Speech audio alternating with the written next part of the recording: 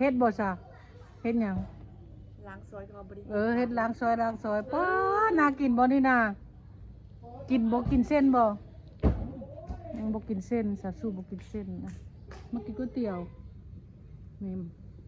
เฮ็ดบ่ฮัลโหลทักทายสบายดีเด้อ FC สเตียงหมดสุขสุขคนเนาะนี่ตอนนี้ก็สเตียงมาจากบ้านใหม่ๆเนาะนี่มาแล้วเด้อมาลงมาทำงานคือเก่าตอนนี้สเตียงสิเฮ็ดเฟอกินเนาะเฟอหมูเนาะพี่น้องนี่กำลังต้มน้ำเดือดอยู่หมูแล้วก็วัวใส่ข้าวเดี๋ยวจะเตรียมสิเอากระดูกหมูลงเลย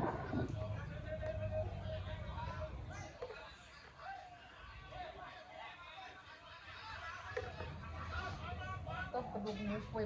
อย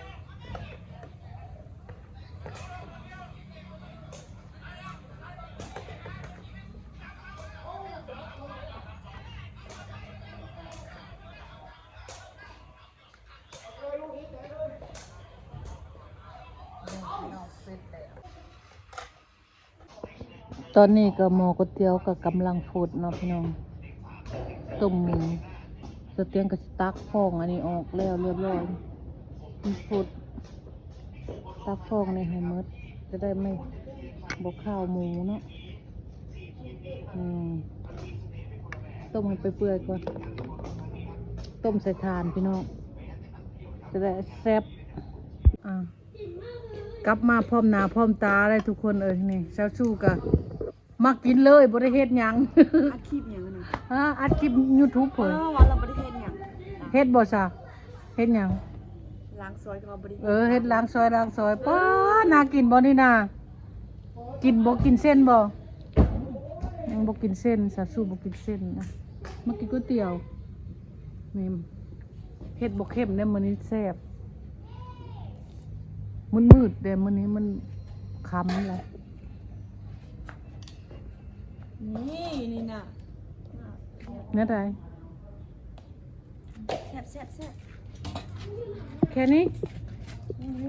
กินอยู่ไหนบ่กินกับซาสู้2คนซาองุ่นยังบ่หิวแต่บ่ทันได้เห็นหน้าหรอกซาองุ่นนะมาเด้อกินน้ำกันก๋วยเตี๋ยวหมูมันลูกชิ้นเน้นๆป้าตกน้ำหมูดูบ่ได้ใส่อยู่มันอืดหมดเลยบ่เนี่ยนะฮะมันก็ใช่น้ำอีกข้อบ่นี่นะเอาไปใส่เลยมันจะใส่กันดูมันอืดมาแล้วเอาอันนั้นมาเช็ดนี่กูได้นี่ใส่น้ำก็เด้อตัวก๋วยเตี๋ยวอุ่นใส่ลายแล้วสวยเนาะใส่สิ่งจุดรส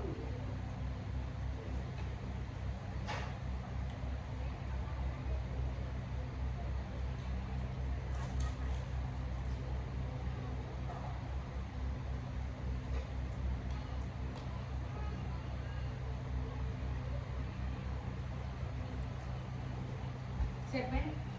เอฟซีกินไหมใส่บอกป้าก็มีคอยเป็นคอยใหม่ทุกคนกิน2 คนก็แซ่บบ่ได้ถ่ายคลิปแต่เลิกแต่มาแต่บ้านก็บ่ได้ถ่ายทุกคนได้ถ่ายยันเอฟซีกินฮอดซาวสู้เบิ้งบ่เห็นถ้วยตอกประมาณนี้บ่เห็นน้ำดอกใส่พริกก่อนเสียงดังใส่กระเทียมเจียวใส่เลยดิใส่มาเลยกระโดดจะเสียบ้างเอาที่เขามาตั้งให้สู้คนไทยเป็นไปแล้วบ้างจะสู้สิไปแหละพอกินคนเดียว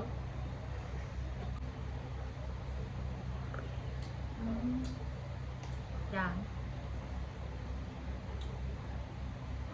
ใส่น้ำปลาหน่อยหนึ่งคือลาย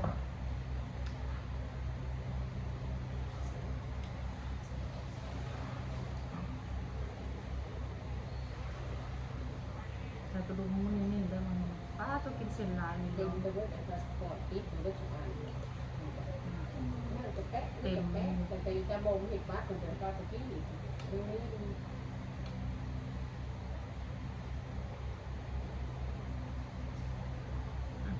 บ่มีกระตุกบ่มีอันนี้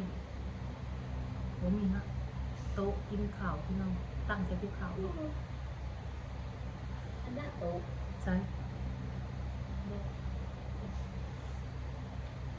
เขาไม่เห็นว่ามีคนค้าแล้วออกมาอะไร คันออกมาบ่โต๊ะจะมันทำ เรื่องนี้ เพิ่นบ่ได้กินอยู่ นมบุญย่าคนเจ็บท้อง หมู่เพิ่นอยู่ข้างนอกเพิ่นเด้อพี่น้อง ไม่ได้ยินหรอก นี่แหละเช้าหมุนนอนเก็บท้องเพิ่นว่านอนคุยอยู่บอก MC โอ้ตัวข้าวตัวดุเลย อย่างนั้นเฮ็ดก๋วยเตี๋ยวมันให้แซ่บเด้อโลกเข้มกว่ามันเนาะ แซ่บแซ่บยกชิปก่อนเด้อ ยกดีขึ้น ยังบ่จบสิจบก่อนถ่ายจังน้อยยัดFCว่าหายไปไสมากรุงเทพก็คือบ่ได้ถ่ายคลิปเนาะบ่ได้ออกไปข้างนอกมันเฮ็ดก๋วยเตี๋ยวกินมื้อนี้พอกันคลิปต่อไปเด้อพี่น้องถ้าเตรียมสิถ่ายอีกต่อไปเนาะคลิปต่อไปเนาะติดตามชมเด้อคลิปนี้ก็บ๊ายบาย